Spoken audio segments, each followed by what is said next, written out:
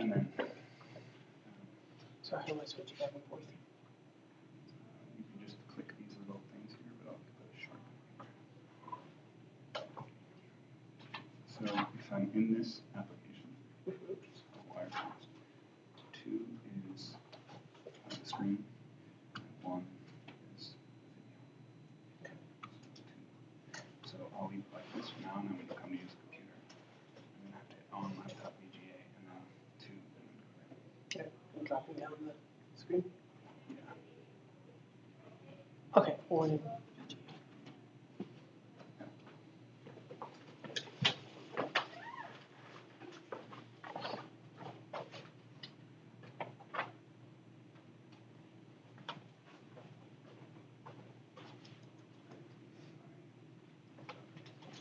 Yeah, ready to go. Okay. How's everybody doing? So who's participating? Participating. Well, everybody, even these people all the way in the back. No, okay. So what I want first is just a countdown of people who are going to be answering and asking questions today. So.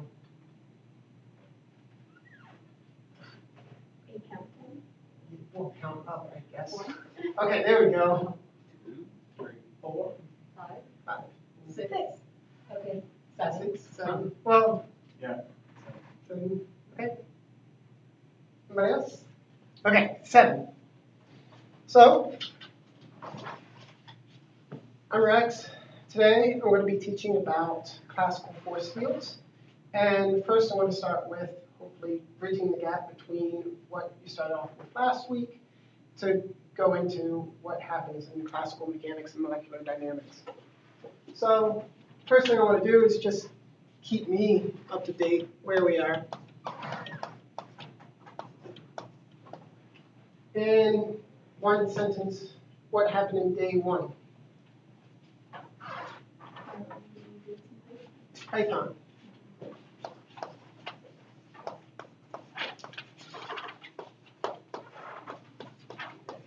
Definitely continue that. We're going to be editing some Python scripts today. Let's see. 2. Introduction to Gaussian.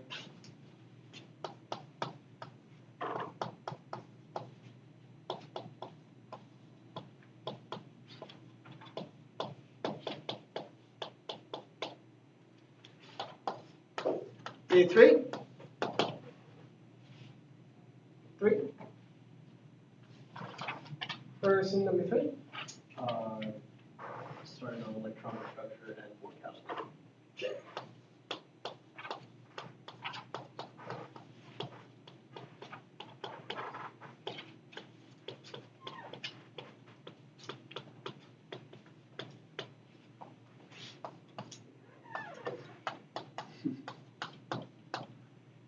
4. Excited state.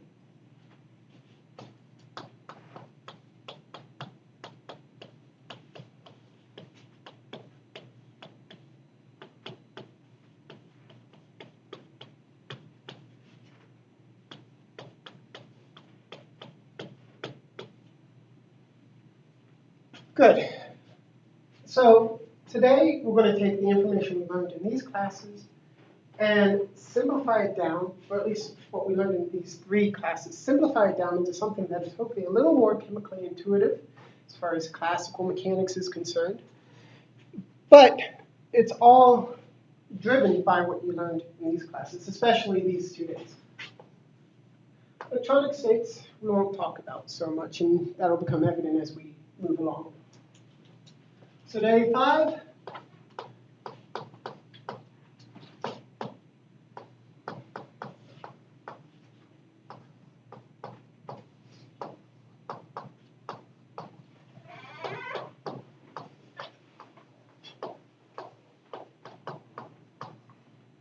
From quantum mechanics to classical mechanics.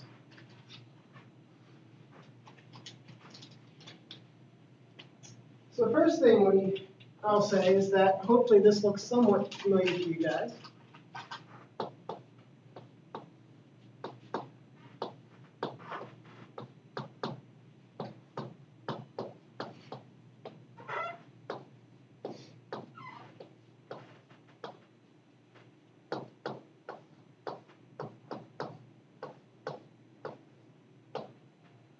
Yes? Okay, where size or wave function that we're trying to solve, it has the information of everything in the system. Okay, that said, let's be a little more specific. And what are the degrees of freedom in this equation?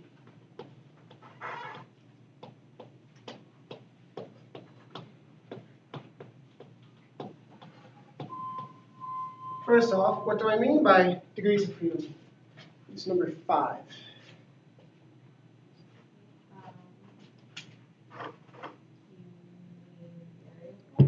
The variables. So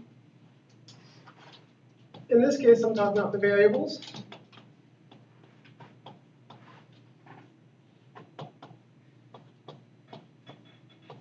In the wave function.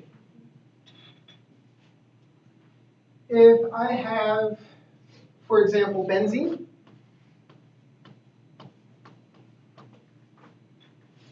I have one of them. We've hopefully done a few things on benzene already, so hopefully we have some sense of what's going on here. What are my degrees of freedom in my wave function? 6. How many do I have, and how can I?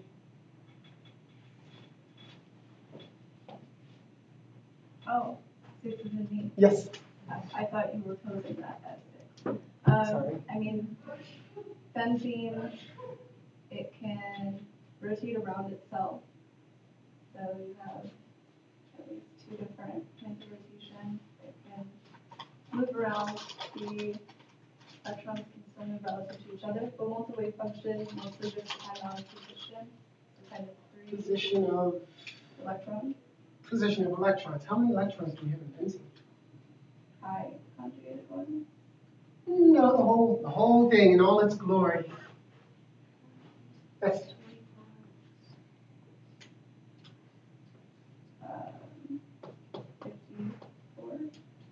I'm going to get 6 times 6 plus 6 electrons.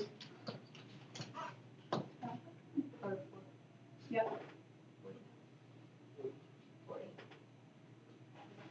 So there are 42 electrons. Okay. Also, I have it up there that I have 6 carbons and 6 hydrogens. Each particle has how many degrees of freedom in the wave function? 3. 3. Most traditionally, you just say x, y, and z coordinates of the particle. Since we live in 3-dimensional space, times 3. Add it all together, you're going to get 54 times 3 is going to be 162.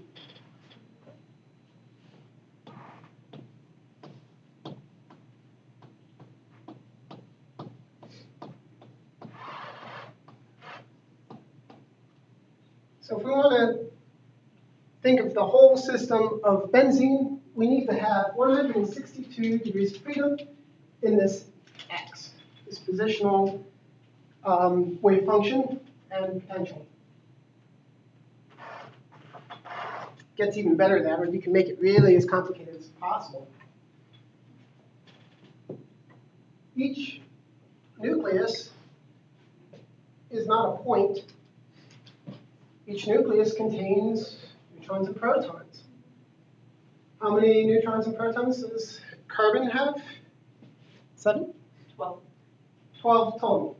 So, you can make it as complicated as you want. You can break out this 6 degrees of freedom and multiply it by 12. Hydrogen is just the proton. The electrons are truly point particles. Why do we not want to do that?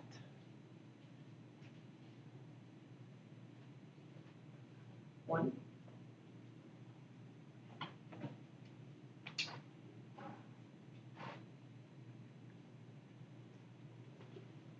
Are you saying why would we not want to expand the nucleus? They're not moving much in relation to the electrons, so there's not really, it's more of a stationary But entity. that they're stationary, that's actually going to be jumping ahead to what's going to happen next when we break this apart. It's more the fact that It's computationally expensive. computationally expensive, well, not only that, but then you have to ask what the Hamiltonian for a nucleus is, and that you can spend full research just on that. The more to the point, though, is the fact that the nuclear degrees of freedom are in their ground state. The amount of energy required to excite that system is humongous. You never talk about the excited state of nuclei, right? So, for all intents and purposes, the nucleus itself is just a point. But when you talk about degrees of freedom of the system, you can move anything in at will, pretty much. But you simplify it down to things that you care about. For the case of running a Gaussian calculation for benzene, you're worried about 162 degrees of freedom.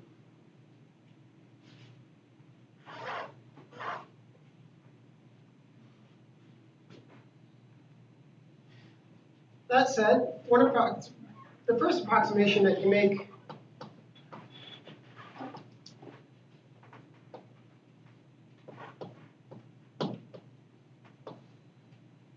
in doing quantum mechanics is that your wave function is a function of all 162 degrees of freedom for the system.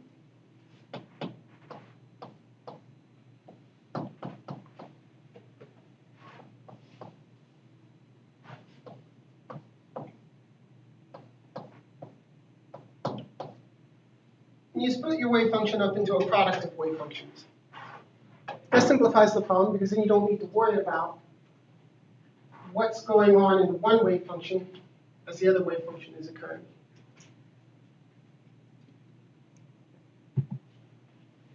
For Gaussian, as pointed out previously by, I should get names. As I call out numbers, can you give me your name too? I'll switch from numbers to names eventually. Said by Hayden, the nuclei are considered to be stationary when doing Gaussian calculations. So you don't even have the wave function of the nuclei. You just have the positions of the particles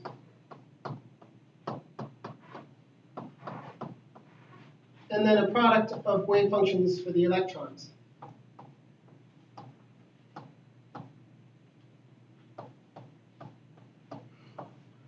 I'll write it out this way. The wave function is equal to the product over all electrons, Ne being the number of electrons, times the wave function of each electron given the position of all the particles.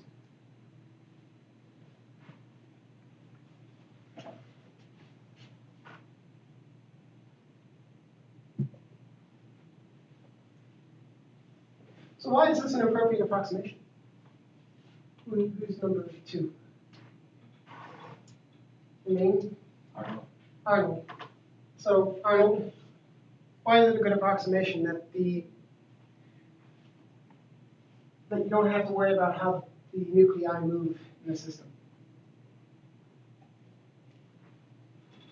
Because it's negligible to the actual, I mean, it's just a small portion of the electron movement itself. I mean, compared to wave function.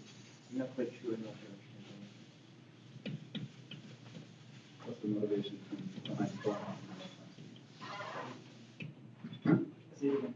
What's the motivation behind the Born-Hafen which is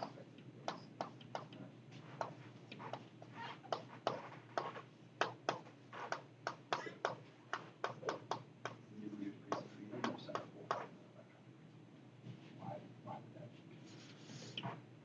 What's the traditional phrase in Gen Chem or P Chem when we say the motivation behind the Born-Hafen? Hayden. Yeah. Born-Oppenheimer approximation, and why is it a legitimate approximation? Because the speed of the electrons is so much higher, and the nucleus appears stationary in relation to them. Mm-hmm. So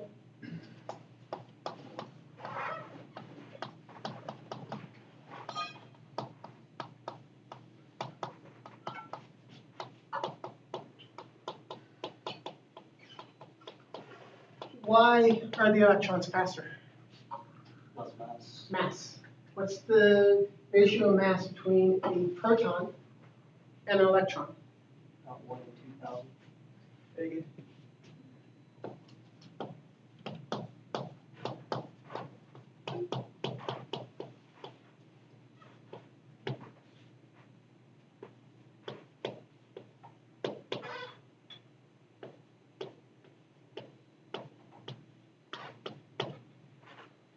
So an electron is 2,000, 1/2000th the weight of a proton.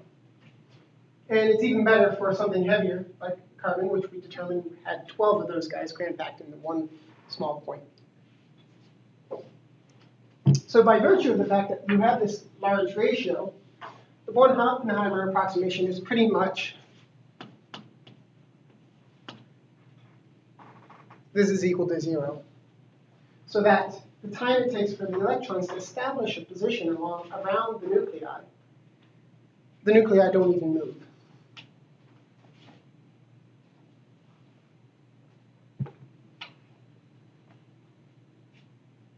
Questions so far? Promise you'll get classical mechanics in a second. So this is just review, right? Good. So next,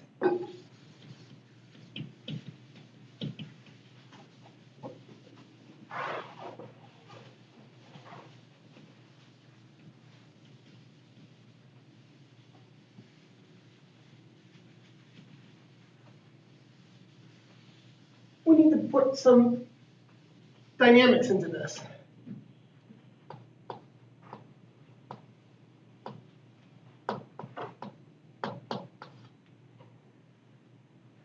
Now, one thing you could definitely do, it's so exact, it's useless, is write the time-dependent Schrodinger equation.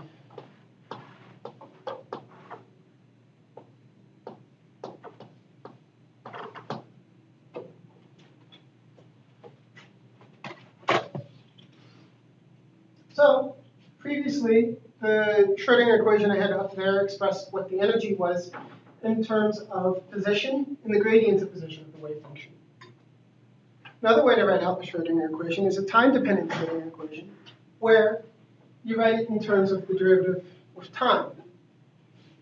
So if you give the system, if you put in the wave function of the system at any given time, you can use this equation to then propagate what the full quantum mechanics system will do. And in very specific situations, you can do this and study what happens, for example, for a particle in a box. Anything much larger or complicated than just a simple particle in a box, and you're going to have to work really hard to get anything out of this equation.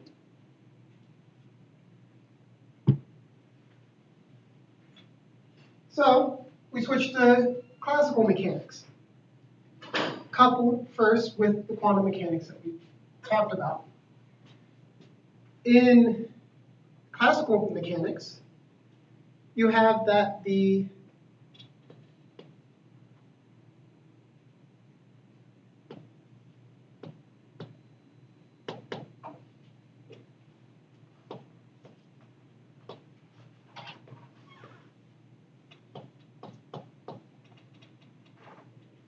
gotta think twice before I write. I can't talk and write at the same time, it'll come out wrong.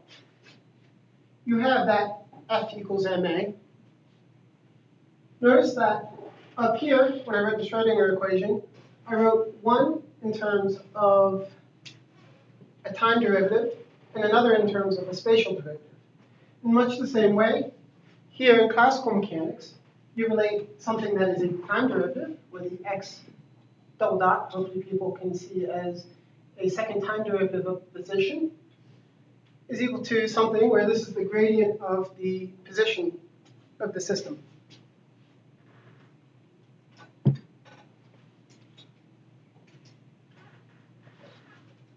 This makes life a lot easier because it's classical mechanics. Hopefully people have a little more personal interaction with classical mechanics to know what to expect from the system than what is happening in something complicated like this. Plus, you can get pretty good results that match up with experiment, even using something like this. For reasons such as the mass ratio between electron and proton is so small, as I've written up there. So, using this equation, I'm not going to derive this here, but just give an idea of how to propagate the system in time. So, here we have the positions at time t, and also the velocities at time t for all your particles. Notice now here I'm talking about particle velocity. So each particle has how many degrees of freedom now?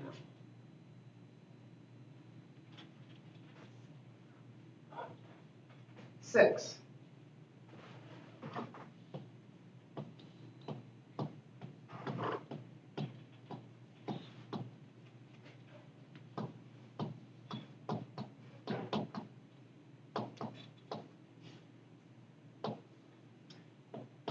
X, Y, Z, Vx, Vy, Vz. To propagate this using this equation, all you need to do is calculate the forces or the acceleration at each time step and write down a series of equations.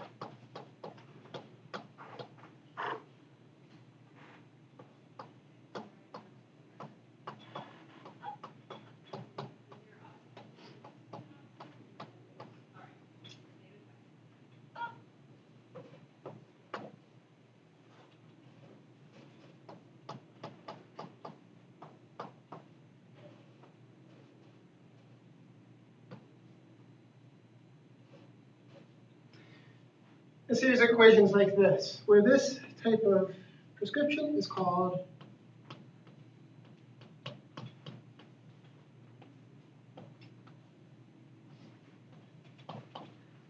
velocity relay.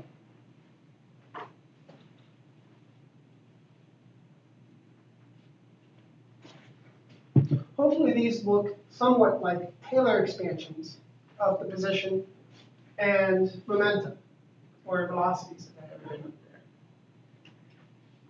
And what you see is the idea is that by approximating these functions in a Taylor expansion type way, you can take the positions, momentum, and forces, or acceleration, at a given time, and propagate the system a small delta t later.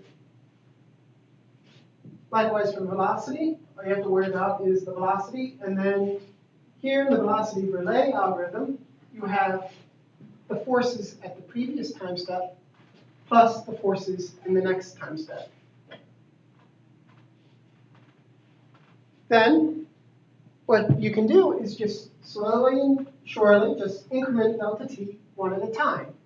Start in a given position, go a small time later, and get new positions, and just keep on going and propagate the system in time. Just like any Taylor expansion, though, it's going to be dependent on the magnitude of delta t. So that's something that we'll talk about as we move along. So how can we then, using what we learned last week with Gaussian, write a very inefficient algorithm to propagate a system using the Born-Oppenheimer approximation? Well, all we need to know is how the system changes as an energy as you move a particle around. So you can very tediously take a system in its initial initial position, give the particle some momentum, put it in Gaussian, measure the energy. Now for each particle, move the particle a little to the left, a little to the right, a little back, a little forward, and figure out what is the energy as you move that system around, calculate the force, and then use these equations to propagate what the particle does next.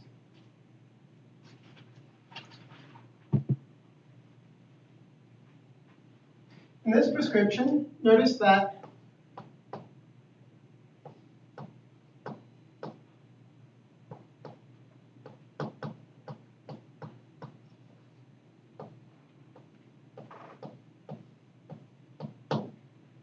you only include the nuclei. Gaussian chugs and figures out the position of all the electrons. So with the 154 degrees of freedom that we had previously, 56, the 36 that correspond to the benzene atoms, you propagate using classical mechanics. And the rest of the degrees of freedom, you use Gaussian to calculate what the forces are. This is horribly inefficient. How long did it take to run a single Gaussian calculation for one benzene? A while. Like longer than you want to sit around and wait for it to run. Exactly. So we need to make further approximations to the system to get something that we can efficiently calculate without having to worry about what's going on with the electrons. So we don't have to use Gaussian. How do we get ourselves away from Gaussian? One other thing I wanted to state is to tie in day 4 in electronic excited states. Don't need to worry about that at all. The idea is that you always are in the ground state of the electronic wave function. So then you don't need to worry about what's going on in any of the excited states of the system. Why?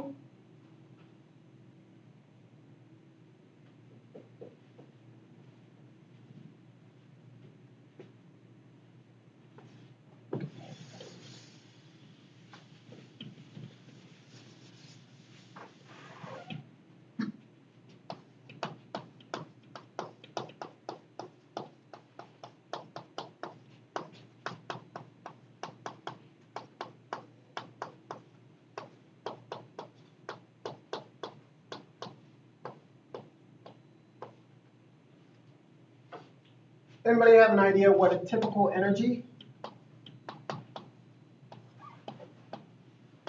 Or what were their answers to That's probably a better question. So, in studying the first electronic excited state of benzene,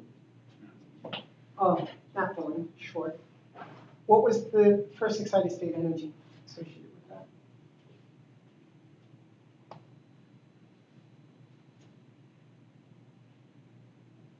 Where was I? What's your name? Bradley, Bradley. Okay. I was able to get the ground state first. Okay. Yeah, a lot of times when we were trying to get the calculations wrong, they wouldn't run.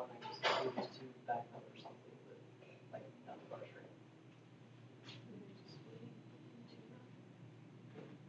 Okay, fine, benzene, which I posted on the slides.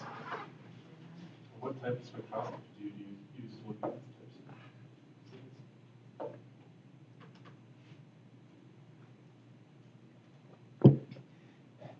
Ultimately, you're going to give me an energy that I won't know how to convert into what I want to talk about. You know? I'll take wave number. I'll take wavelength. I'll take K-Cal, Hartree. Okay, those would be convenient. kcals is really what I want. EV would work too. I got that.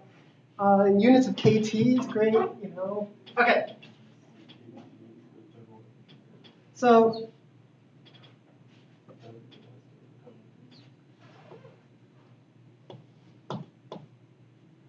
one electron volt. So that doesn't help us though. So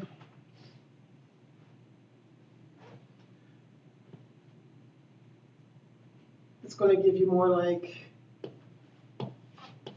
50 kcal per mole. This is small or lower approximation.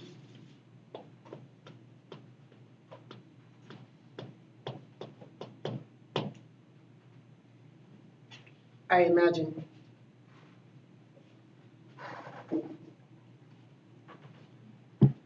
Is this large or small?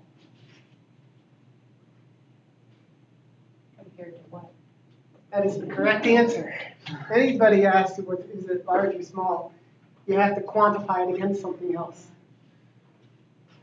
Compared to normal thermal fluctuations at room temperature. So now we're moving into the regime of thermal systems. It's really the crux of when you have to worry about a degree of freedom or not. For example, with the nuclei, there is a certain temperature that it becomes important, but we're nowhere near that, as we'll see here, since it's 6 orders of magnitude higher energy than what electronic excited state is. So, thermal energy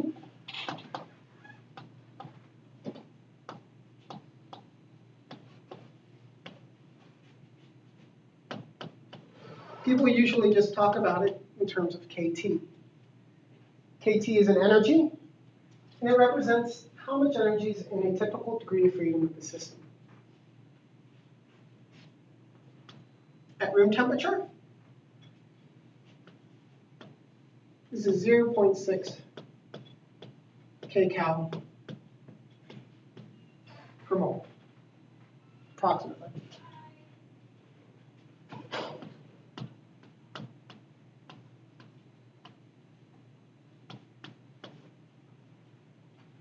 Heat up the system, more energy in the system. But typically, we only worry about temperatures that are around 0.6 kcal per mole. Next concept is going to be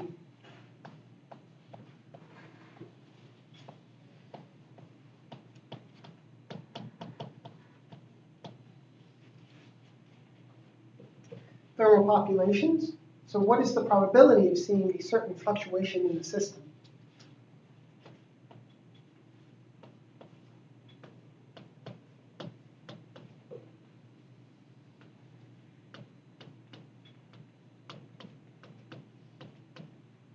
And that's what's called a Boltzmann factor.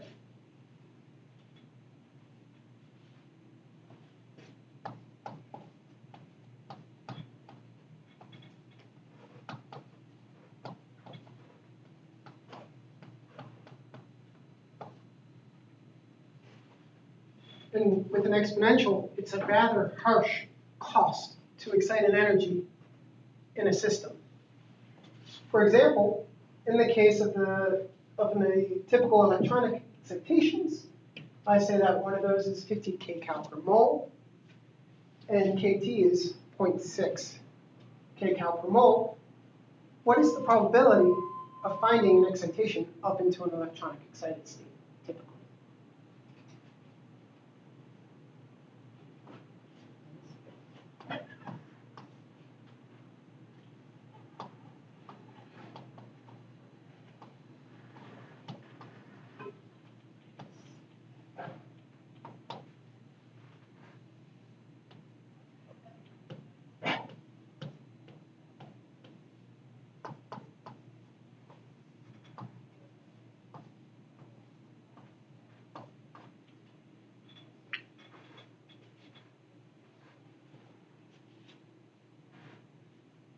E to the negative 100. It's a very small number. So, by virtue of the fact that the energy required to electronically excite a system is so large, in comparison to the thermal fluctuation of the system, you have no probability of seeing it. Now, you can always find systems that misbehave, and that becomes important, because this is just typical energies. But those would be counterexamples of when you would have to introduce some more quantum mechanics into the system.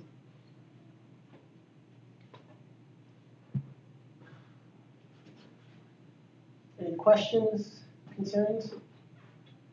How many people have seen Boltzmann factors before, out of curiosity? Good. So, hopefully this isn't completely new. But the idea is that you can compare a fluctuation to the thermal temperature to figure out if it's likely or not.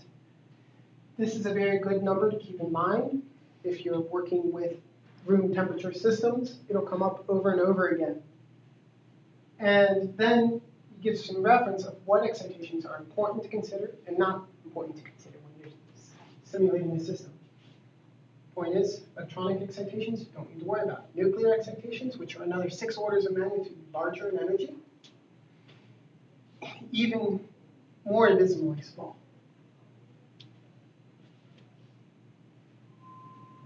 Good.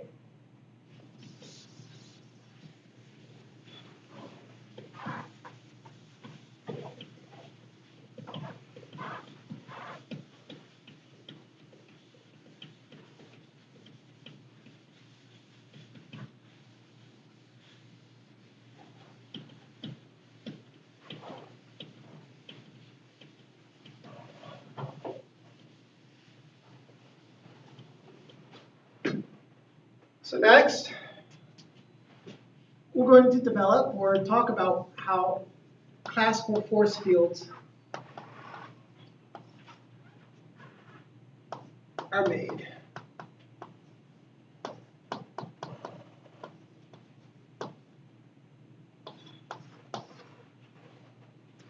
So we're tasked in using our chemical intuition and what we expect from Gaussian and quantum mechanics on writing a Hamiltonian for a system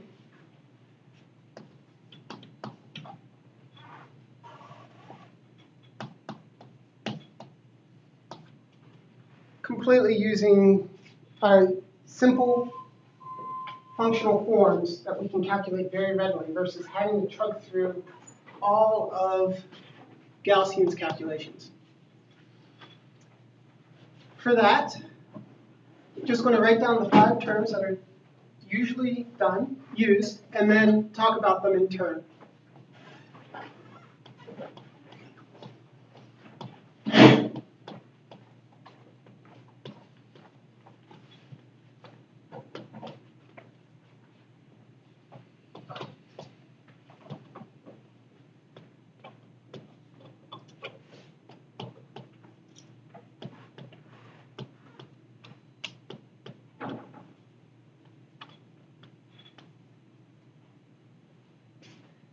The 5 terms typically introduced are bonds, angles, dihedrals.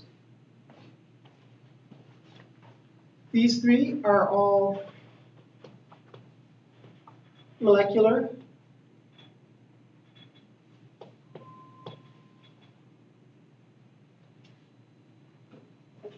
Or rather within one molecule. And these 2 are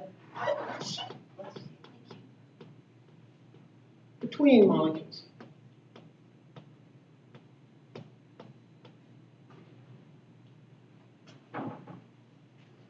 Remember, in Gaussian, you have to treat these 2 things slightly differently.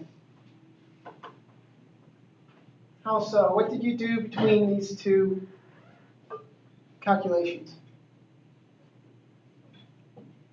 Name a system that you studied that made the difference between studying what's going on within a molecule and between molecules.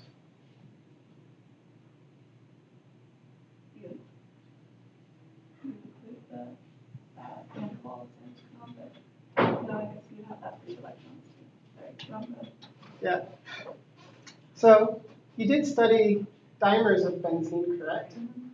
And you couldn't just do the same thing as you used for a monomer of benzene. Well, you can, but there's extra you had to do for it, correct?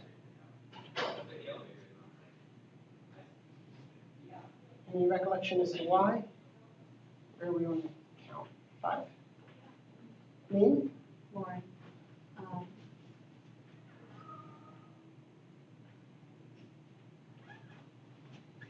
I mean, I rotated it first and optimized it, and then I had to see the energy. I did like 2 steps.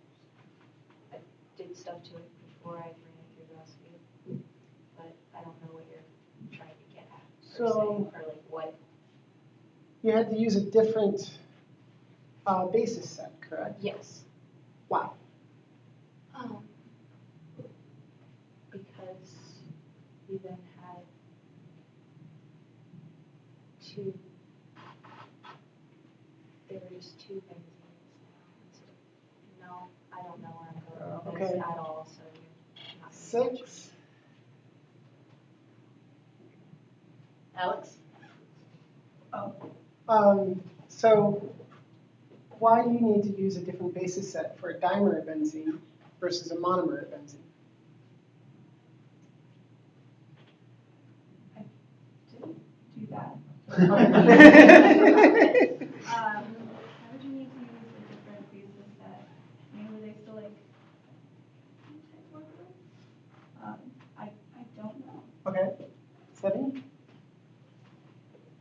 I keep going back to, because I'm old, but you want a smaller, if you did the full basis set with both of them, it'd be too computationally expensive, but I don't think that's what you're going to do. Actually, you have to do more work for the dimer than you do for the monomer. Yeah, well, that's, So okay, right. You need to So put that that's- extra time into Gotcha. the dimer. Yeah. I keep thinking about if you don't constrain one versus the other, they're just going to walk over. But that's an option in Gaussian. You can define the positions of all the atoms, the nuclei, and they won't move. You can calculate the energy of the system given any configuration of the atoms without having them move. All of the electrons in one molecule versus the other, do the orbitals kind of cross between them? Like, do you combine all of the orbitals for both molecules, or are they kind of 2 separate wave functions? Not that they could be separate. Do you see what I'm asking? Yes, well, even with a small basis set, there's sharing of electrons across the 2 molecules. So the larger basis set added a fuse function Yes. to catch like the further away interactions between the 2 molecules. Correct. So the lower basis sets do a very good job calculating these types of internal degrees of freedom within a molecule, but do not capture these longer range interactions. And introducing diffusive wave functions allows those interactions to be more properly calculated in Gaussian. The intuition you should gain about this is the fact that the quantum mechanics going on within the bonds, angles, and dihedrals of a molecule are distinctly different than the physics going on between 2 molecules. And that's why you need to move to a higher basis set with more diffuse wave functions to better capture these interactions. So even when dealing with a quantum mechanical system, you need to keep this chemical intuition about the system. In the case of the classical force field, it's even more explicit that you divide what's going on here and here, as we'll talk about in a second. So let's consider bond angles and dihedrals. Why do you need these 3 terms? Why can't you just use bonds or just bonds and angles? Why do you need all 3 of these?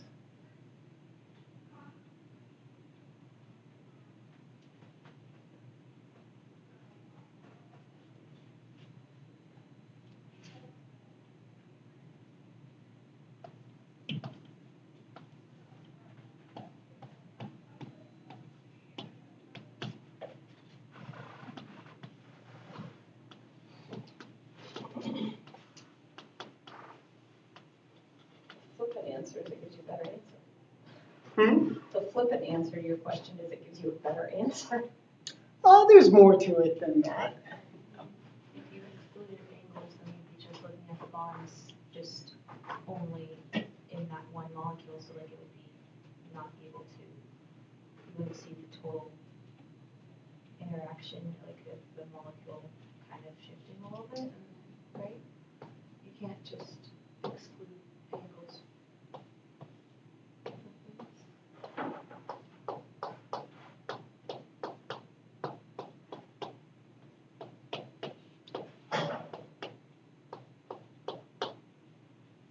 This is benzene. Looks pretty recognizable as benzene, right?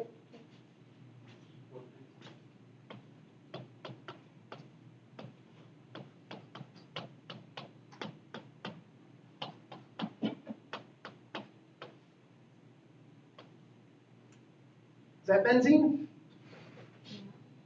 No.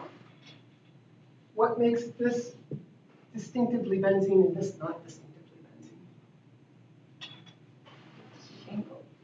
Shapes. It bonds angles. All Structure. this is what we're looking at. Okay. So to completely specify the positions of all our particles, we need how many degrees of freedom? 36. So we need 36 degrees of freedom to completely specify the system. Now, I could just give you the XYZ coordinates of all the particles and write a Hamiltonian based upon the XYZ of all of those. But that's very tedious and not useful. So by saying that it's a function of the bond angle and dihedral, it's more intuitive that you can maintain the structure of the system. In fact, For old school people, it's like writing a Z matrix. well, yeah, and this is another thing. Did you talk about Z matrices at all in Gaussian? That'd make life so much easier. So you can either say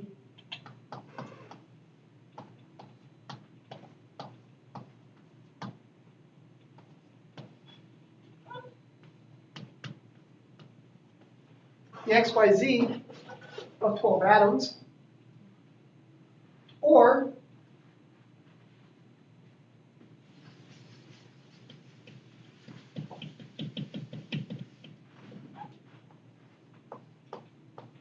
the position of number 1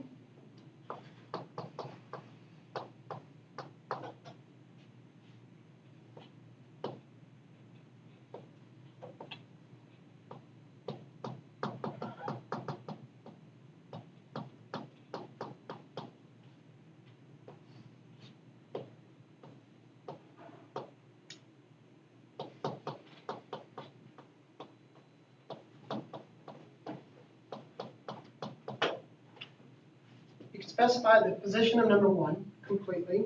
You need to give it all 3 for that. The Y and Z position, number 2, plus the distance. So if you're on the Z-axis, for example, which would be giving you the X and Y,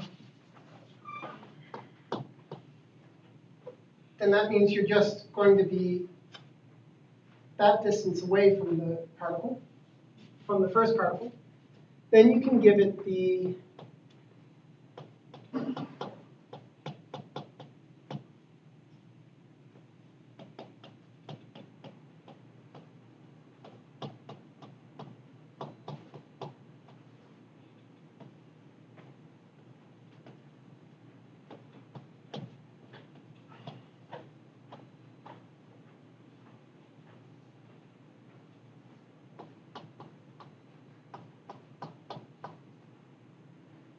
X position. You still need to say where that is. The distance from number 2 and the angle formed by 1, 2, and 3. And then finally, for all the others, you need the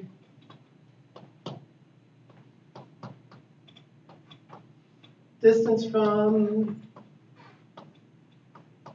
number n minus 1, angle of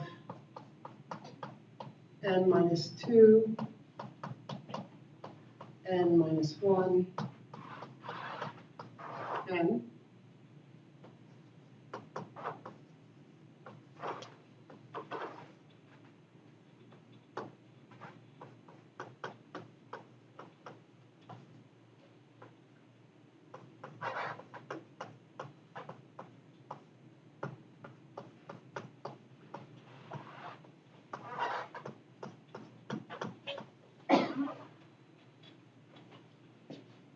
And dihedral for the rest.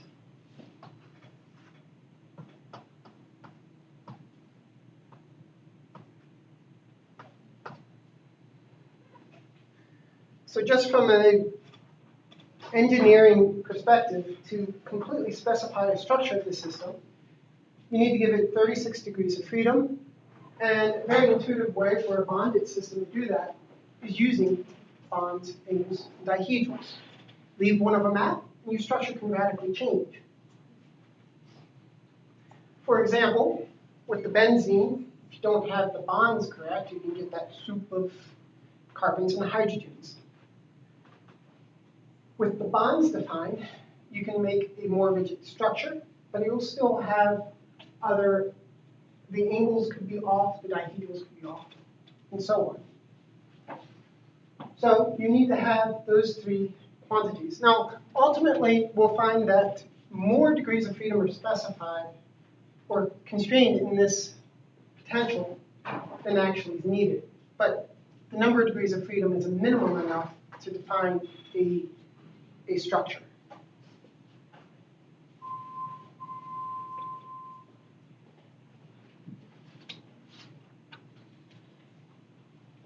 Okay.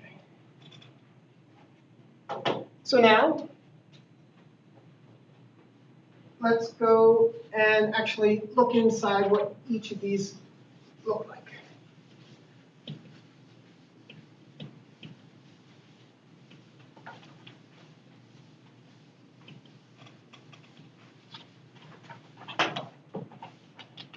So,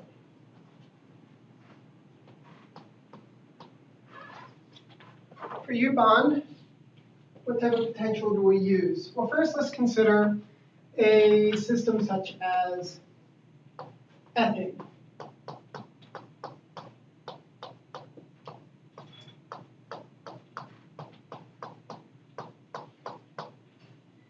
Let's define the distance between the carbons as a distance of interest. So what I'm going to do is run a Gaussian calculation where I calculate the energy of ethane, changing the distance of the carbon bond, keeping all the other distances constant and all the other dihedrals constant. So that all I'm probing is what the distance, what the energy dependence, distance dependence on the energy is.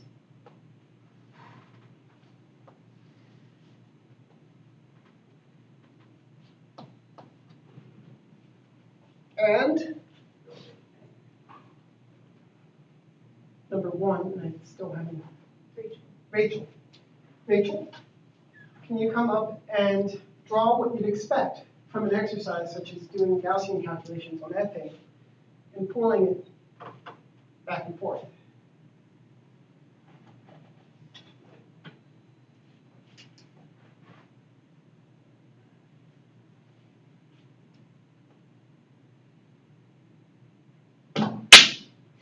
I'm way more aggressive than I am. I'm sorry, I destroyed your talk. Okay. Good. What do people think of this? Look good? Looks good to me.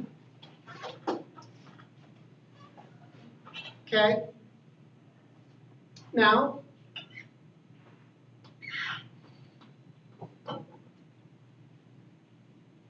what type of energy do we expect for this type of distance, for this right here? It would be the dissociation energy. What is the magnitude? hundreds of kcals per mole.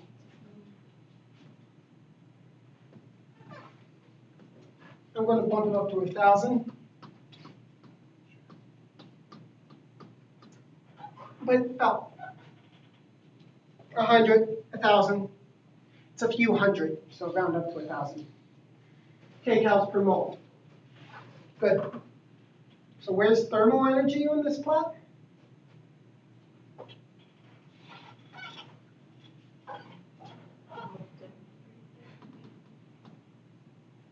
Thermal energy is relative to ground state. This is 1 kT.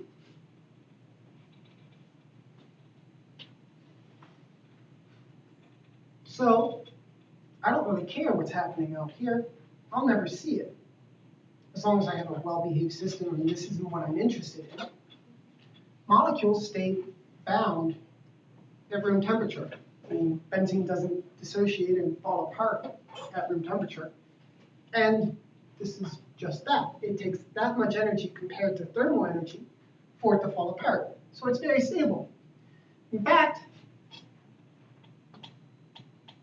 if you take a magnifying glass and look at what this potential looks like in this small range of data, you're going to get something that looks like that. And what type of function would we associate with this?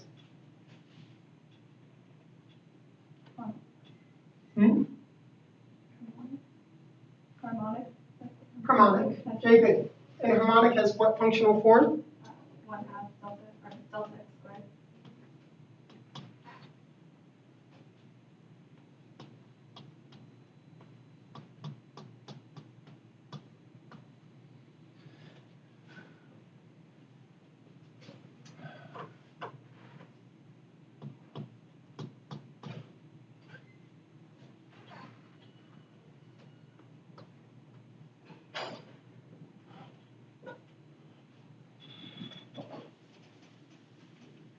When your support is not always the best. Just yell at me if things start overlapping.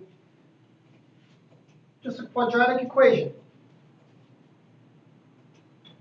This is a lot easier to calculate than anything you'd have to do in Gaussian. All I need to do is calculate the distance between 2 points, and then put a square from that difference of that in the equilibrium distance, times k constant, which describes how much fluctuations occur in that bond. For example, if I, along with ethane, also consider ethene,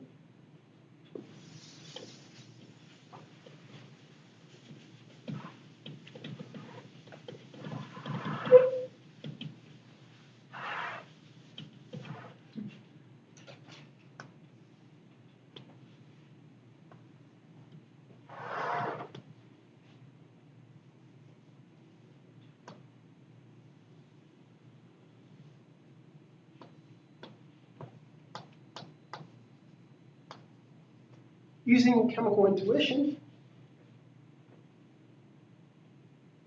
aging, no, Arnold, sorry, Arnold, can you draw what you'd expect for the carbon-carbon bond in ethene relative to what it is for ethane?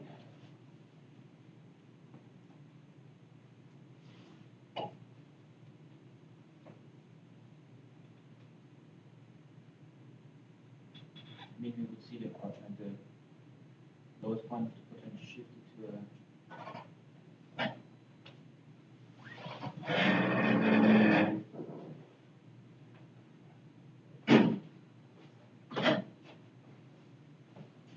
not quite sure what exactly want me to draw. So that's ethane. That's the parabola for ethane. Draw the parabola for ethylene or ethene. Oh, just on top of it? Yes. Oh. Sure. Looks good. Everybody agree with that?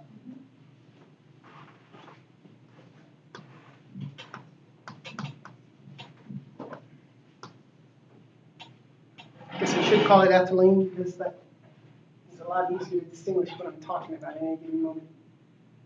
So, why?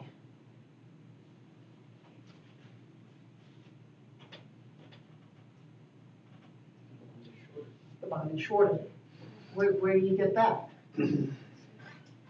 Intro chem, I was, here's chem down my throat in chem one, and you know. Also, not only is let's call this RA, RB, RA being greater than RB. What about the force constant of Ka versus Kb, which is larger?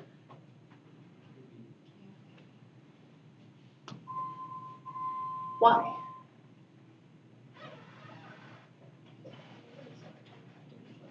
It's a stronger bond. It's what was crammed down our throats in intro chem. I mean, what you should learn from this is that you know quantum mechanics, even if you don't believe it. I mean, where did these come from? How do we actually get these? These are actually done from, I said, do the exercise of run a Gaussian calculation. You need the quantum mechanics in that, right? There's no way to really get the shape of this using not quantum mechanics. But you can have some understanding of what's going on just by basic intuition of chemistry. Good. So, as an exercise, because I've been at the board for an hour now, so get you guys to actually start doing something, we're going to actually calculate some bond energies, specifically for a dimer of benzene.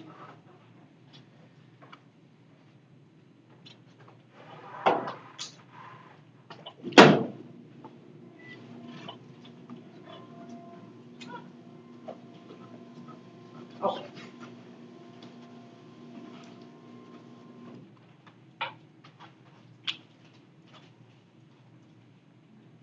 Just takes a second for it to warm up.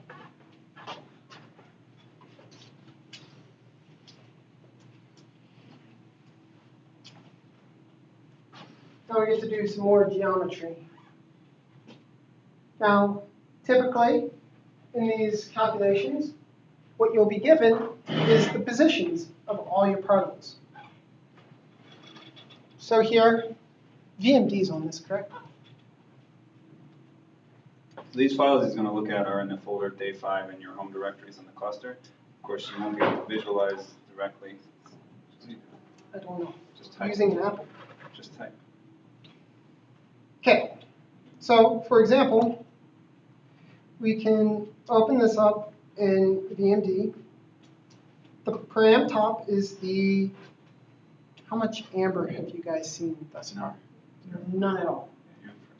Okay. Param tops are the files that contain all the information about everything I'm going to talk about, bonds, angles, dihedrals, the non-bonded interactions, plus a lot more information, everything you need to do to completely specify your system. To open it up in VMD, you need the param top, and then the coordinates for the system. Is it going to recognize that extension? Should. We'll find out. Yep, looks good.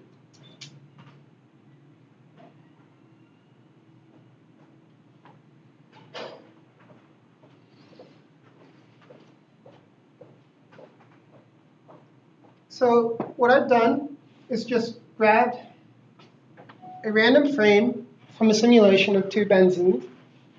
I probably can get a better representation.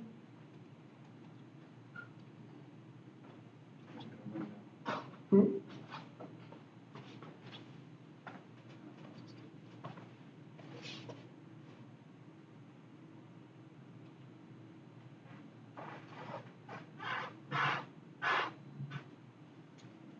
Yeah, it looks good.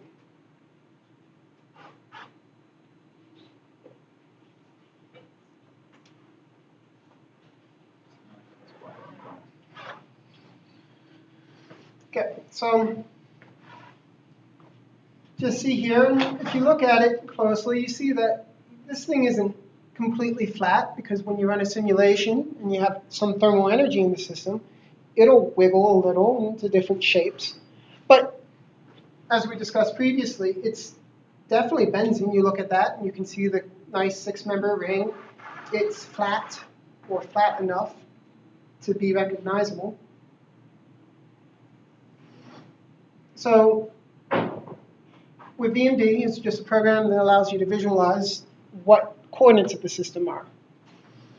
To do this, you need two things. You need the param top, which is a topology file, which has all the information about your system, except for the coordinates. Then you load it in with the coordinates so you can see specifically one frame of the system. In this case, it's the .rst7 file. Okay. So with that, we can actually look at the restart file. He's using Emacs as a text editor. We've been using VI, so whenever he types Emacs, you just type VI. Yeah, I'm not going to open in VI because I'd be utterly lost on what to do. You'll also notice that my Python code might not be the most elegant, but that's also because I don't know Python quite like other codes. So if you excuse me for those things, here we see that in this restart file, it tells us we have 24 particles, atoms. The second number you don't need to worry about. And then it's just a dump of all the positions of the system in x, y, z. So the first particle is at x 17.5, 18.8 for y, 18.9 for z, followed by the second particle all the way down until you get to the 12th line, because there are 2 per line. And then you have the velocities, which we're not going to deal with too much here. And I'll also say at the bottom is box information. When you run a simulation, you need to find what box you're running in, and that's what's down here. But just to show you what a typical output from a simulation is just the x, y, z coordinate of all the particles in your system.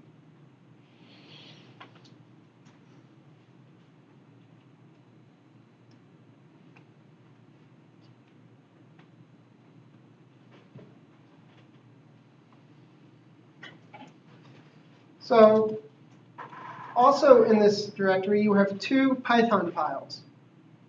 One is the solution to everything we're doing, or at least a solution, because you can calculate these things any way you want. But the one with labeled rex is the solutions, and just the enz_ene.py is a blank file.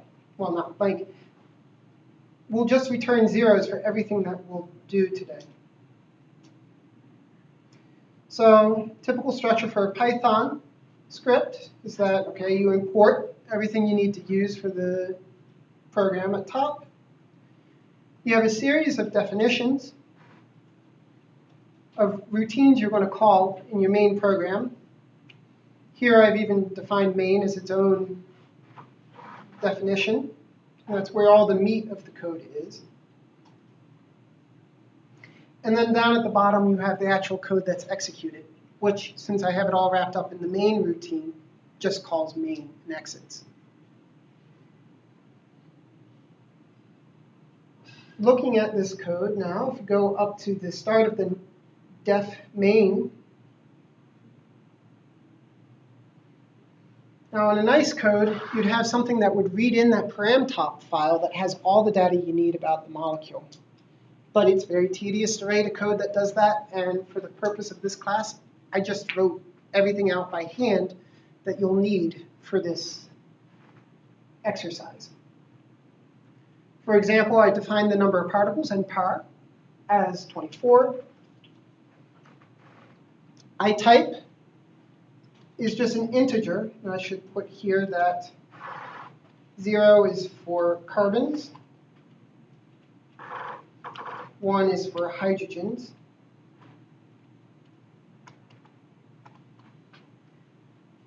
So this just tells you the order that the particles are listed in the file. You see that the 6 carbons are first, 6 hydrogens. This is the first molecule. Likewise, 6 carbons, 6 hydrogens in the exact same order.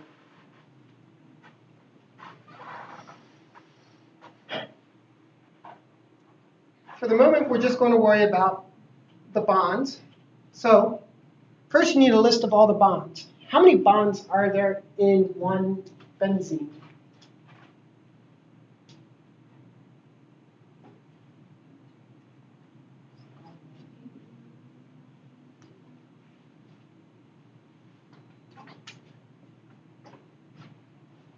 Well, 6 are carbon-carbon bonds, and 6 of them are carbon-hydrogen bonds. You have different parameters for the carbon-hydrogen and carbon-carbon bonds. And what you have here is just a list of all those bonds. In the bond list, you have all 24 bonds, because there are 2 benzenes in the system. The first number is the first atom ID, second is the second atom ID. So 5 and 11 would correspond to this carbon right here, bonded with this hydrogen right here. That means that the 0, so each element contains the first atom, second atom, and then the type of bond it is. So this says it's a carbon-hydrogen bond for 0. And if we look at one of the ones labeled 1, such as this 4, 5, which would correspond to this carbon with that carbon, 1 is a carbon-carbon bond.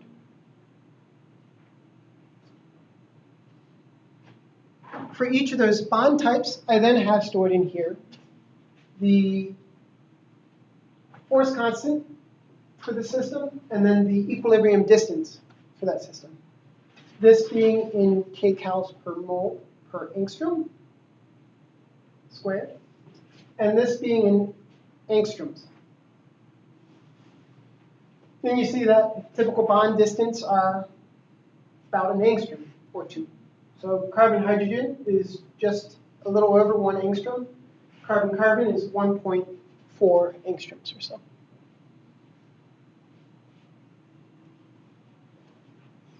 Pretty much a similar thing for the angles and dihedrals and van der Waals and charges we'll talk later on.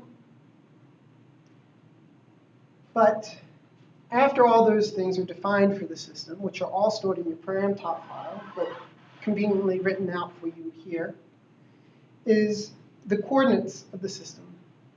The read x subroutine is defined above, and you don't need to mess with it. It'll read in the positions of the particles from that restart file, where you actually pass the restart file as an input to the code. And I'll show you that in a second. From there, it just calculates the bonds, the angles, the dihedrals,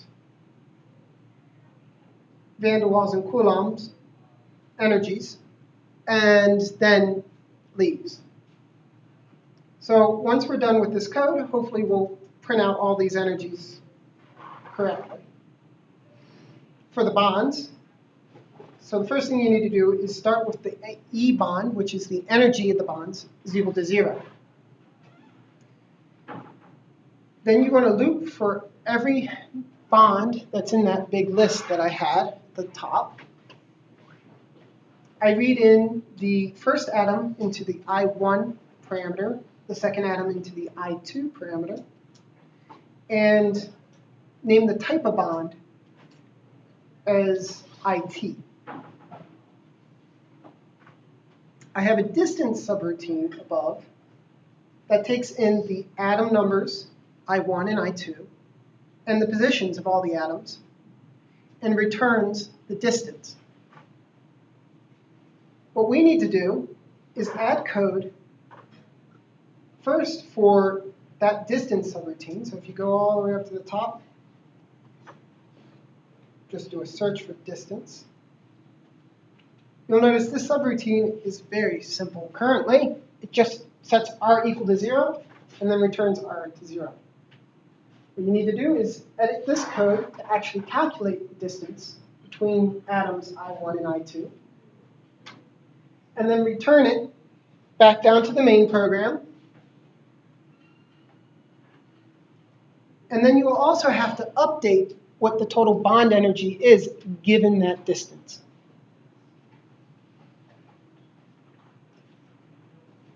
It's always a lot to have to be dragged through somebody else's code and how it's structured. But do you think we could do that in the next few minutes? So there are two things you need to do. One, given the positions of the atoms, figure out the distance between them. And then once you have that distance, come in here into here and add a line that increments the bond energy for that specific bond.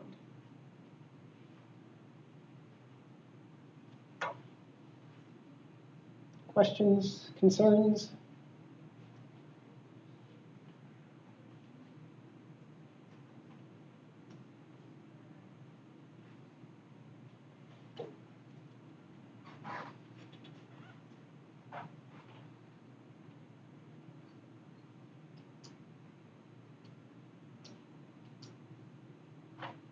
Go over that one more time. Like where are you code? Okay. So breaking it up into two pieces. First, we know that the only thing we need to know to figure out the bond energy is the distance between the two atoms, I1 and I2.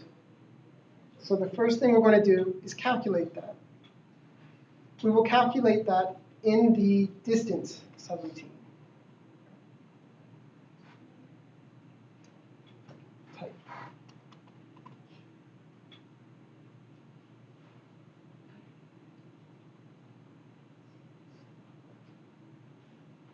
And so what I pass to the distance subroutine is the index for atom 1 and atom 2, for the two atoms that I want to find the distance of, and x, which is the positions. And I'm going to store in the variable r, that distance, which is then returned back to the main program. So we just look and find the distance, type it in for r. Yep. That's it? Yep. Okay.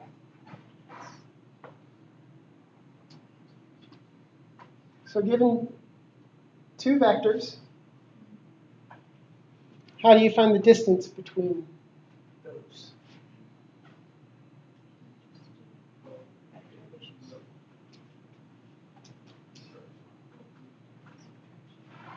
subtraction. So it's just our final side.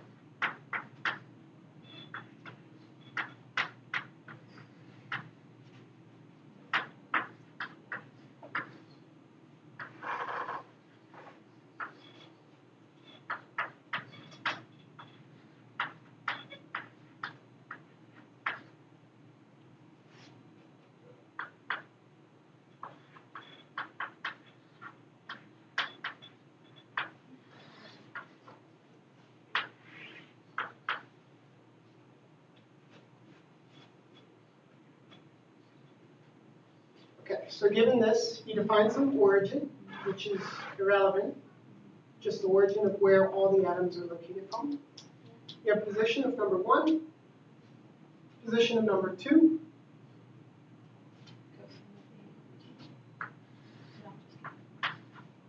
how do you find this distance?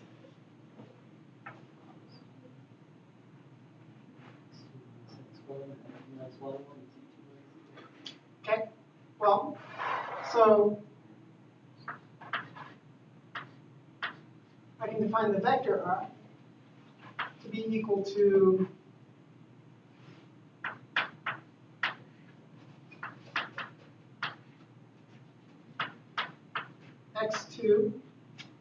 minus x1. Where's that vector?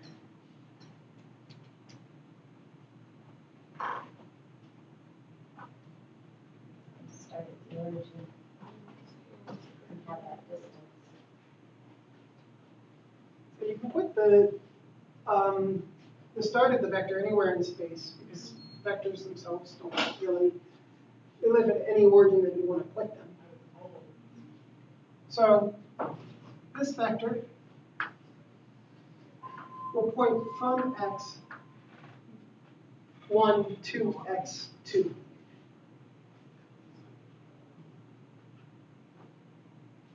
From the origin, which is just a valid of a position for the vector, it will look like this, which is just translated from x1 and x2 down to the origin.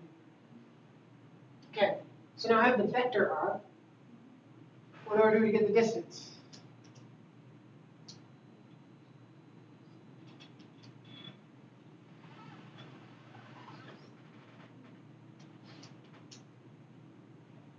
It's just the length of the vector since it's not The length of the vector, mathematically, I can't type in, well, you can type in length vector pretty much in Python, but we're actually going to break it down into manageable bits. So vectors have direction and magnitude, so you just need the absolute value of the vector. Yes. Equals. As far as x1, y1, z1, and x2, y2, z2 is concerned.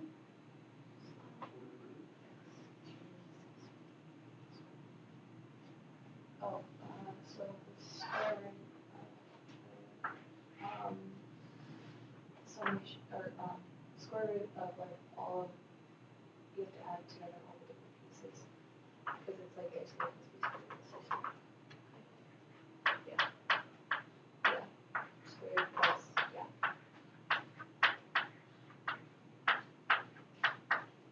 this.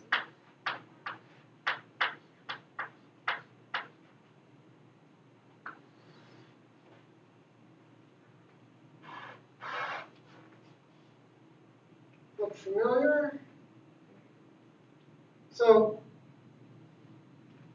what you're given is the positions x1, y1, z1, and x2, y2, z2, and you need to now find the distance of those given those variables.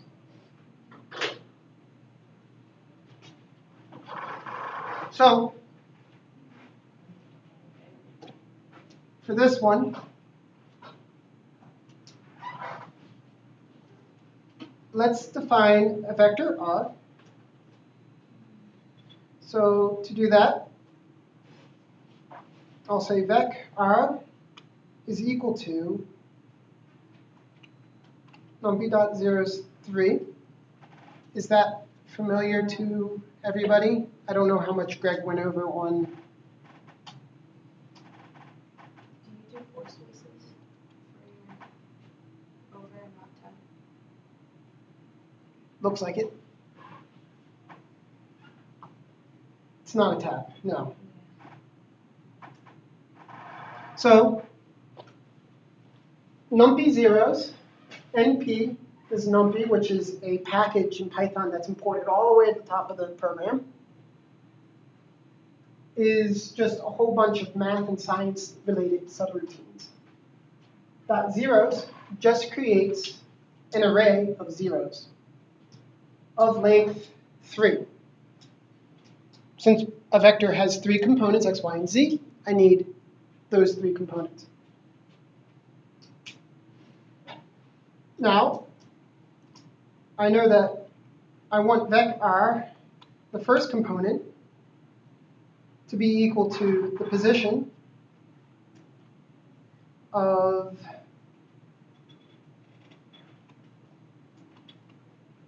well, I have up there, I do 2 minus 1, so I2 of the 0th dimension.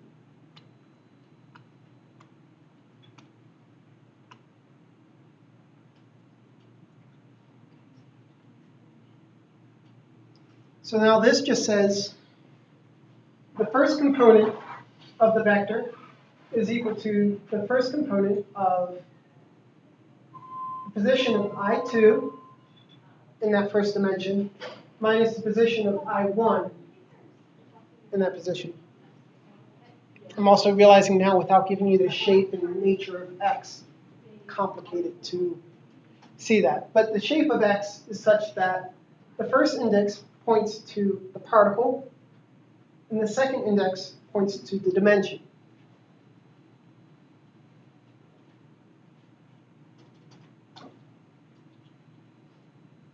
And if you then copy and paste that line 3 times, or it's going to make your life easier if you just copy and paste it 3 times, we're going to have to do that with each dimension.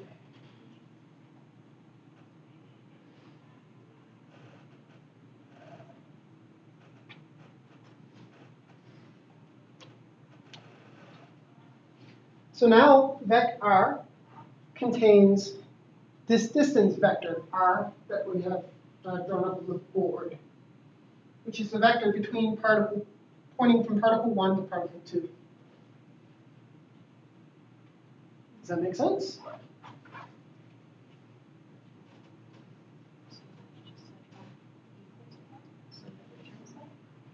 So now,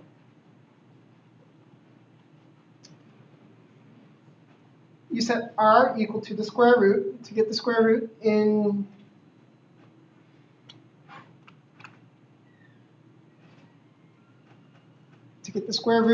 Python, we need to use numpy.square root. Math.square root works too.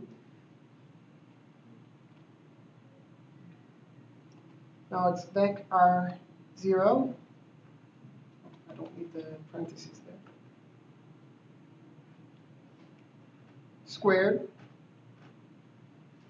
plus vec r1 squared plus vec r2 squared.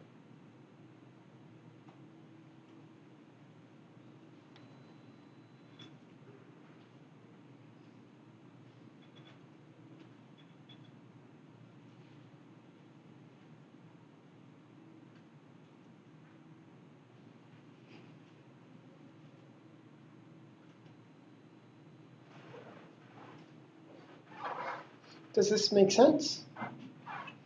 I think somebody that knows Python would be screaming at me because this is the most inefficient and horrible way to write Python code. But quite frankly, when you write code, it's important to understand where everything's coming from and how everything is actually calculated. When something messes up, you can relate more of what is going wrong. So this is a little pedantic, but writing many other codes, this is what you need to do. Python, I could have written this out in one code. If you look into my solutions for this, you'll notice that I have it written out in one line. But here, we have this physical understanding of what the vectors are doing and how to calculate them if I was to do it on a sheet of paper. And here, I explicitly go through each of those steps to get an equation for what I need to then return to my main program.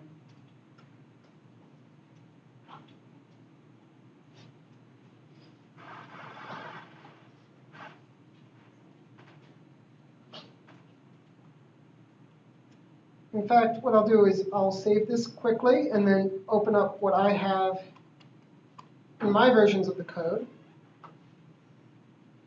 Go to the distance subroutine right here. Okay, I need the square root. That's the same as the before. What do I take the square root of? Well, it's going to be the dot product of the distance vector with itself. In some ways, this is a lot more conversational because this is what the distance is. It's the square root of the dot product of the vector with itself. And hopefully you can see that looking at the equation on the board that that's how it comes about. But as far as actually systematically going through each step and knowing what the computer's calculating, you can write it out either way. Both of them are completely appropriate. It just gives you a different style of programming. Does this make sense? Any questions about this?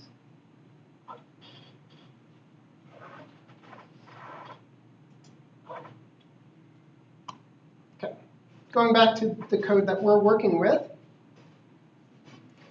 Now we have a subroutine that will calculate the distance between two atoms. Now, with that distance r, we need to increment this E bond for each bond in the system. To do that, you can say E bond plus equals, meaning we want to be adding something to it. For that, we need the force constant, which was stored in the K bond. Need to specify which atom type it is. That's stored in this IT parameter. Going back to that equation covered up by the board, by the screen, it's K bond divided by 2 times, then in parentheses we need the distance returned from our distance routine minus the equilibrium distance for that bond, which is stored into R underscore bond squared. 2 asterisks and a 2 will give you the square. I'm going to scroll up to the top to do a sanity check to make sure that I'm naming all my variables correctly. It's KBND for the force constant and RBND for the equilibrium distance. So this should be good. So now this code loops through the bond list, pulls out what atom 1 is, atom 2 is, and what type of bond it is, then goes into a distance subroutine to figure out the distance between 1 and 2, and then calculates what energy component that adds to the system. After it's done with the loop, it then prints out that bond energy. With any luck, we can run it. To run it, type in Python, then the code, and then put in the restart file. So for this one, it's n2.restart set. And hopefully, it then just chugs along and calculates the bond energy of the system. These other 4 are yet to be done. But you'll see that that's what you get for the bond energy. To double check that it matches up with the solution, you can run my version of the code. And you see that the 2 values agree for the bond energy.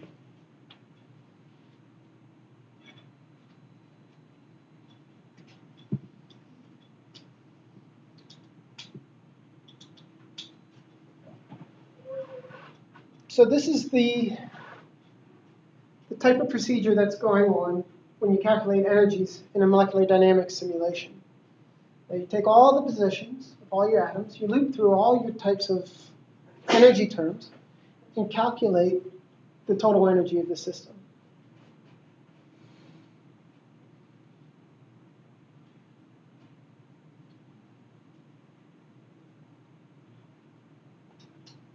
Too much? Not enough? Just right?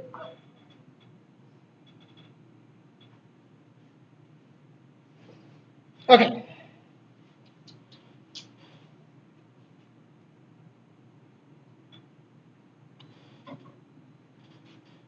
I'll switch back to this.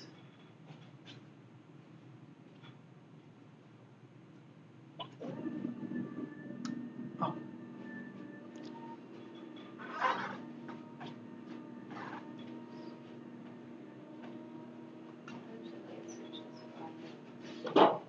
convenient. I don't know what they do, but it seems logical. Yeah, got lucky. Okay.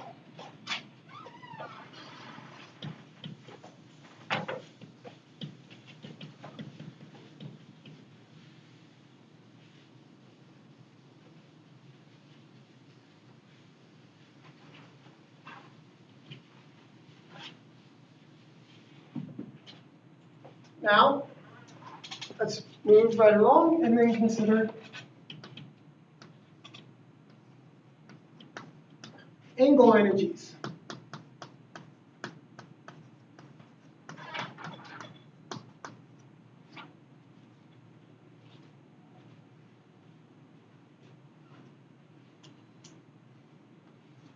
And let's, for the moment, go back to benzene works perfectly fine for this.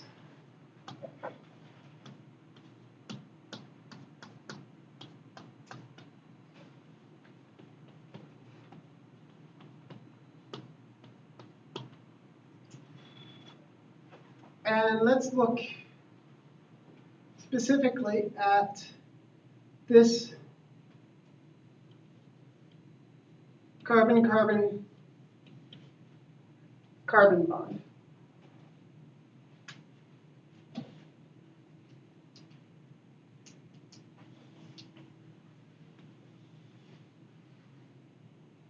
Now, asking how does this energy change as you change this angle, that gets a little more complicated because there's no way of doing that without affecting the whole system. But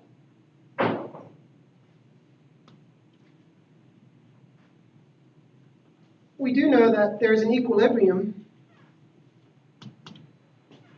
I'll label it theta naught.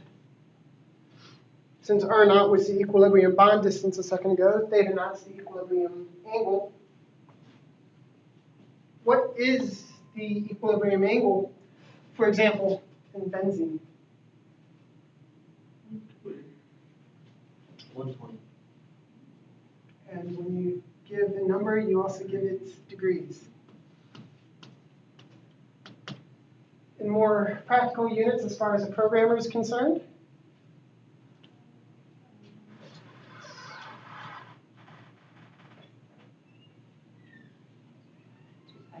Yeah. 2 pi over 3 Radians. radians.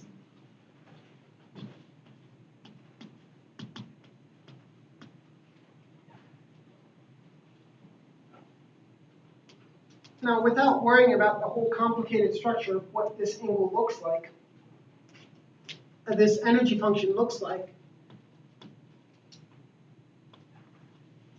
as a function of degrees, most classical force fields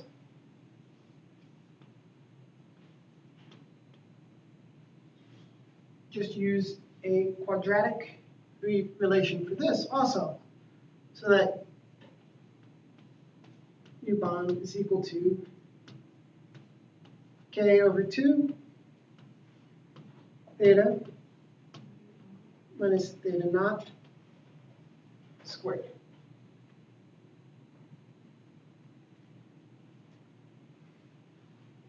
Where units of theta are radians, typically, and then the units of K are thus kcals per mole divided by radians squared. Just to cancel out with the units brought in by this theta minus theta naught squared.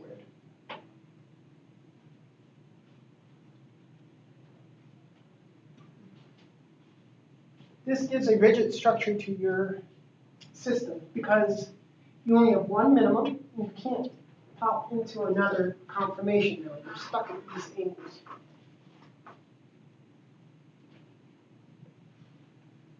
Yep. Is this U bond or is it the U angle?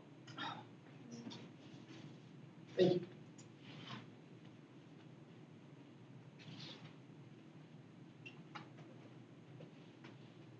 Okay, so with that, let's try this out now, that if I give you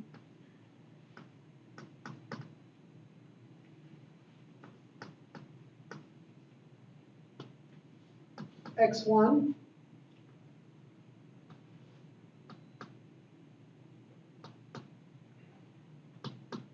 x2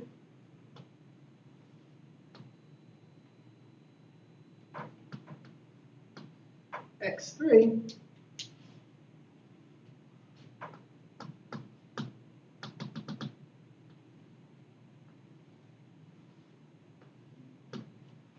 how do I, pen and paper, find the angle between those three vectors?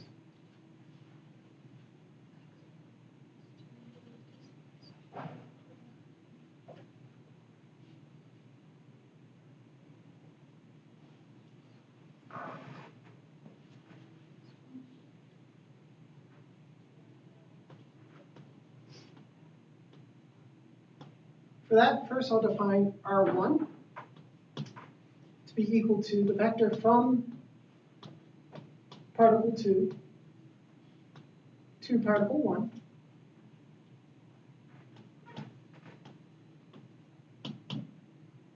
And then R2 to be from particle 2 to particle 3. Copying this over here.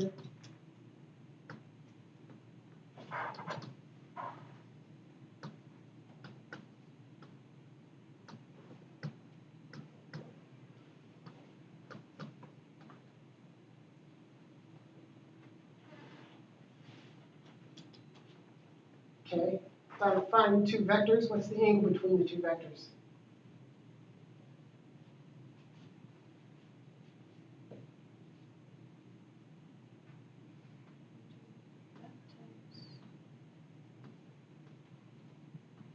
You do the dot product with the 2 times cosine, or, well, you'd have to do inverse cosine, right? Because you Yeah. have the 2 of them So let's, equals inverse cosine, or equals. write down just the general relation we have out of geometry or trig, if you like. The dot product of the two vectors is equal to the magnitude of the two vectors multiplied to each other times the cosine of the angle those two vectors create.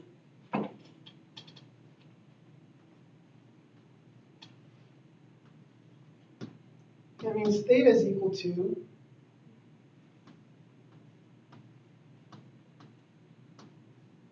inverse cosine of R1, R2, divided by magnitude R1, magnitude R2.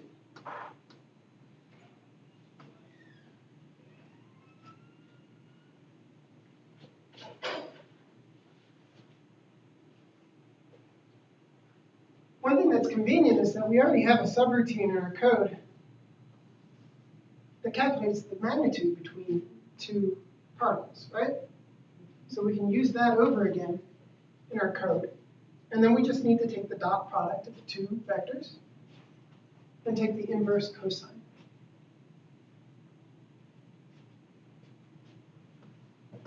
And just sanity check.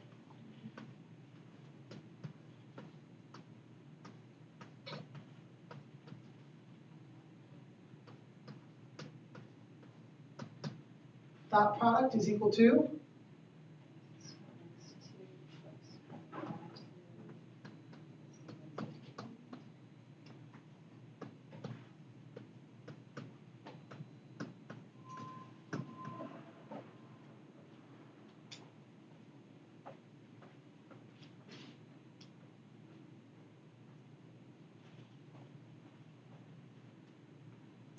so then your subroutine, there will be a subroutine to calculate the angle theta. using this math to calculate what it is to return back to the main program, which you then plug into this equation using the spring constant and equilibrium angle for that specific term, and then calculate that, add it to the bond energy, and then, angle energy, and spit it out at the end.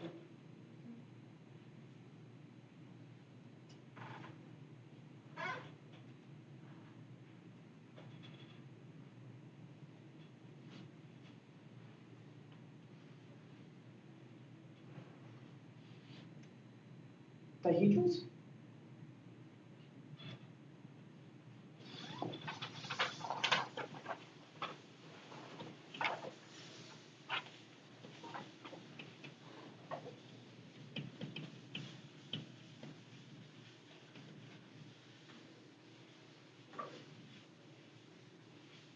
So what is a dihedral?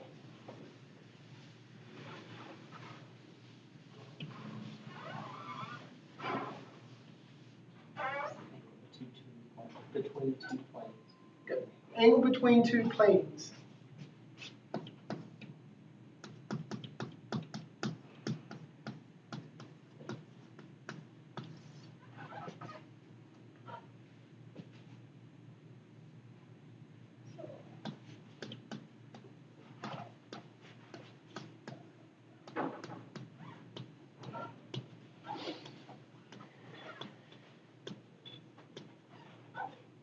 In the case of classical force fields, what two planes are you talking about? So let's look at FA.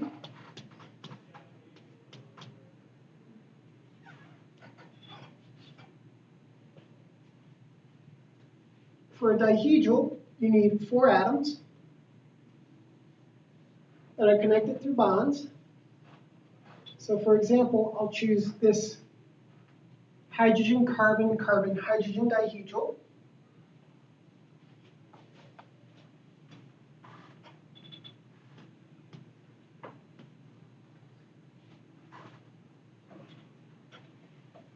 I'll label this guy H1, C1, C2, H2. Plane 1 is the plane created by how many points do I need for a plane? 3.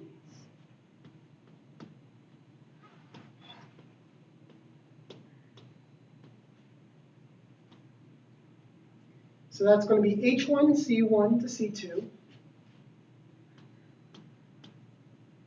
And plane 2 will be C1, C2, H2.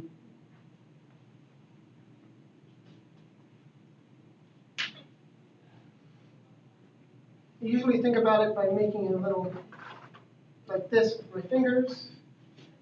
This is what a dihedral does. Where this is one atom, between my index and thumb is another atom, and then symmetrically across here. These guys are all in the same plane. And depending on what system you're working with, it's either 0 or 180. I usually think of this as 0, since the angle between them is flat, versus trans, all the way wrapped around. I consider that dihedral 180 degrees. As you rotate around your thumbs, that's changing the dihedral. Notice when you rotate like this, the angle between this index finger here to here doesn't change. Likewise for this angle right here. Really emphasizing why you need dihedrals to fully specify the configuration of the system as one of your degrees of freedom. Just because you have the angles and bond distances fixed, as I do here, there's still room for things to rotate around each other, around bonds. Another nice thing about doing this is that another way to think about dihedrals is the rotation around a bond. That bond being the 2 center atoms in the system.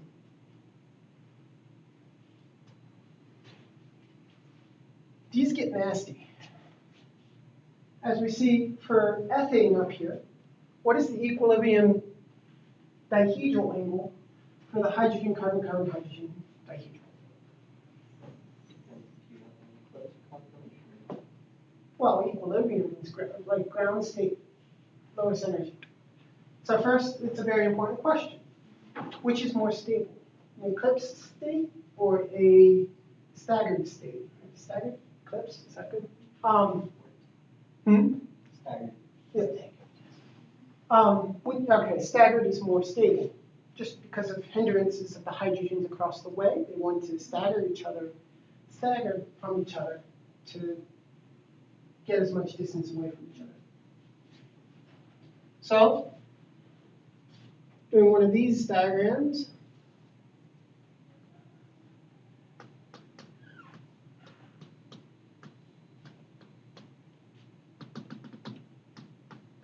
the equilibrium conformation looks like this. And if I'd taken organic chemistry in the last 10 years, I'd know the name of this thing. This is this type of diagram. What is it? It's Newman. Newman projection? Good. So, if I want to look at the dihedral, which in this projection is nicely just the angle created by these two vectors. The equilibrium dihedral, which I'll use 5 for dihedrals.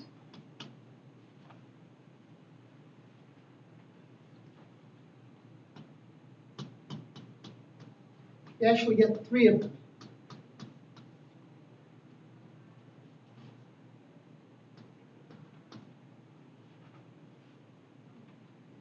Namely because, well, all these hydrogens are identical. So you have this one, which I'll call the positive pi over 3.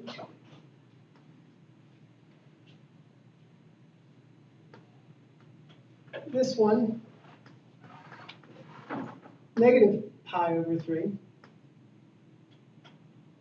And the one all the way over here is pi. So rotate it one way, rotate it the other way, rotate it all the way around. So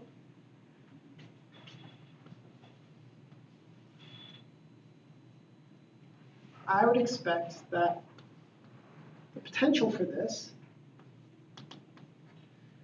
would look something like, I have 2 pi over here, the maximum there, minimum pi over 3, pi over 3, maximums in between.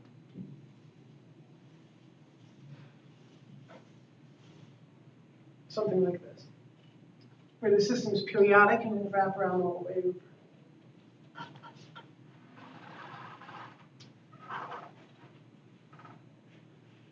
This looks like a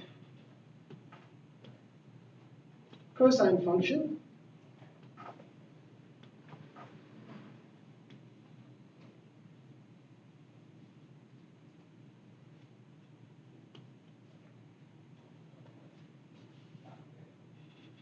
Modulated by a factor of 3 to get the 3 periods within there.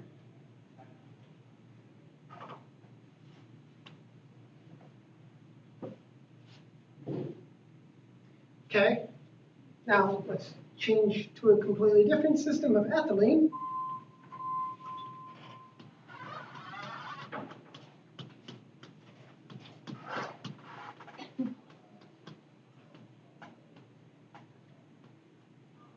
And consider the exact same dihedral in the case of that. Again, plane 1 is H1C1C2, and plane 2 is C1C2H2. Where do you expect the minimum of that to be?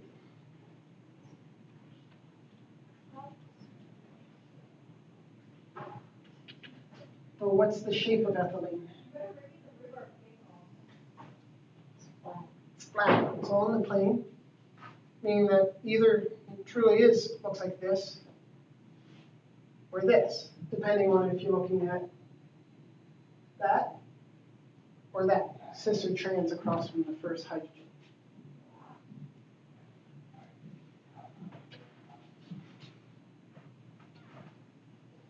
So for this dihedral, you'd expect something that looks like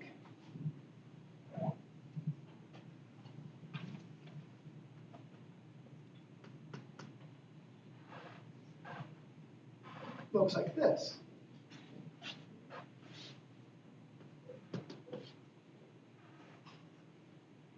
Minimum where it's at 0 and at 180. It's symmetric as you turn it around because they're identical. This has a functional form of some force constant cosine of 2x minus pi. The minus pi, just making it so it has a minimum at 0 instead of a maximum at 0 without it. So dihedrals get very complicated just due to the chemical nature of the system. For sp2 type hybridization, sp2, you have this type of potential. For sp3, you have this type of potential. So in general, you usually have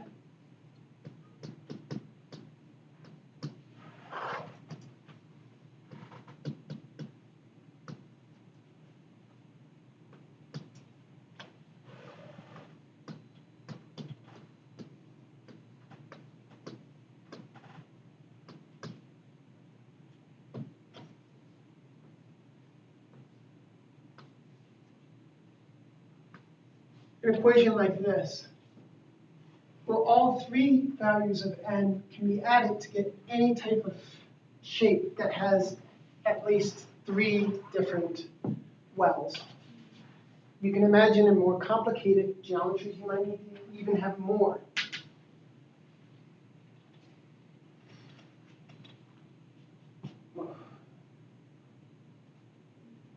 Okay.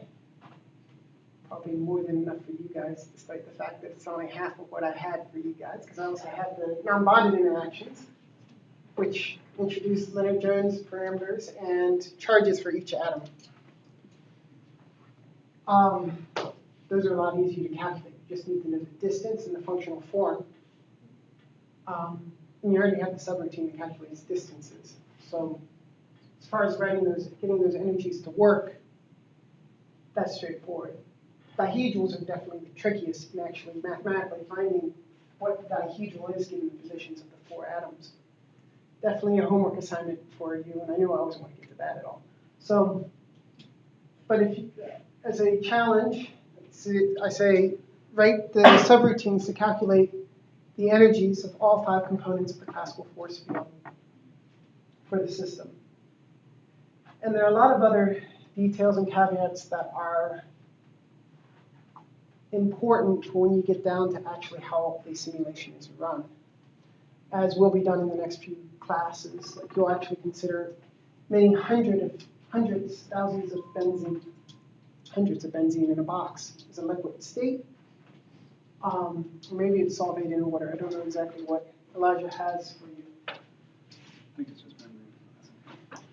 But these are the inner workings of what's being done and how it connects to the quantum mechanics. So if you ever need to worry about what's going wrong in the simulation, these are the types of things you need to think about.